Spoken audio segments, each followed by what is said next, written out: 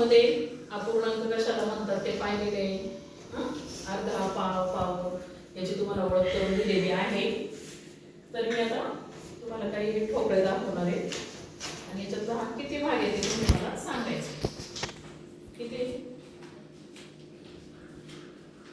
4 पैकी एकच भाग आहे म्हणजे किती आहे? पाव. बरोबर, मोठ्याने बोलायचं. बरोबर.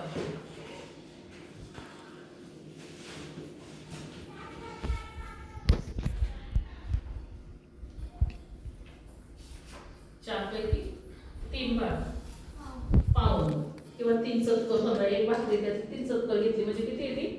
पाऊण. तर हे आपल्याला माहिती आहे. आता इथं पण 4 पैकी किती भाग आहेत? 2 भाग घेतले म्हणजे किती झाला? अर्धाचे की नाही वेगळ्या प्रकारे दाखवले आपण अर्धाचे म्हणजे अर्धा पाव पाऊण तुम्हाला समजते हे होय की नाही.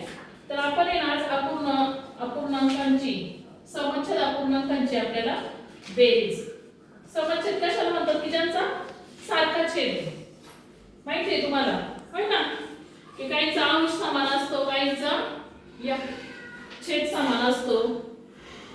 इथे बसायचं.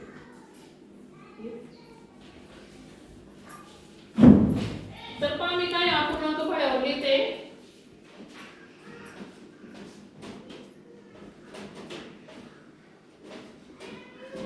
आपण वाचन करायला शिकलेलो आहे अपूर्णांकांचं. कसं वाचायचं याचं?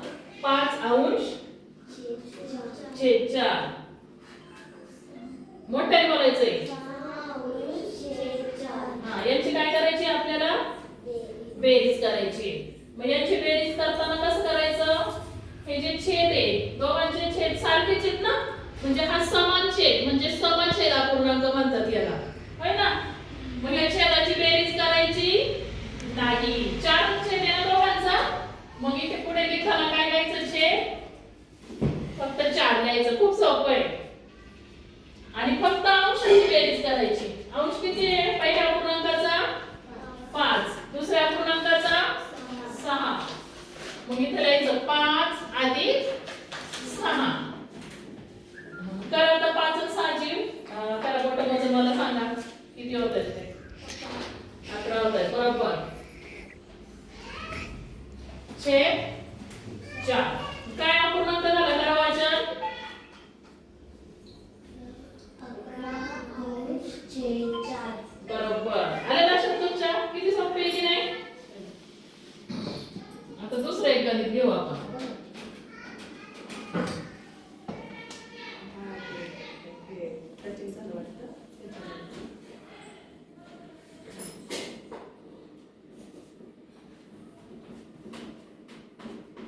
वाचा अपूर्णांक मोठ्याने वाचायचे.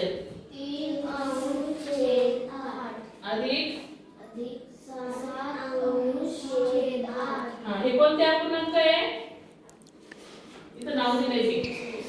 समच्छेद अपूर्णांक म्हणजे सारखा छेद असलेले अपूर्णांक. मग छेदाची बेरीज करायची का? नाही करायची आहे की नाही. छेद तसाच मांडायचा इथे खाली. किती आहे? 8. दोघांचा पण छेद काय आहे? 8. मग इथे फक्त आपल्याला लिहायचे 8. आता पहिल्या अपूर्णांकाचा अंश काय आहे? दुसऱ्या अपूर्णांकाचा अंश 7. मग इथे लिहायचं 3 अधिक 7. किती झाले? 7 आणि 3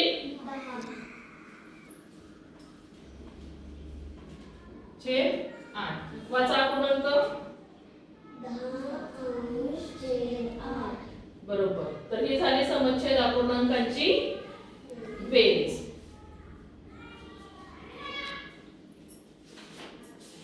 तर तुम्हाला घरी करून आणायला मी काही गणित देणार आहे ती आज तुम्ही घरी करून आणायची गणित बरोबर.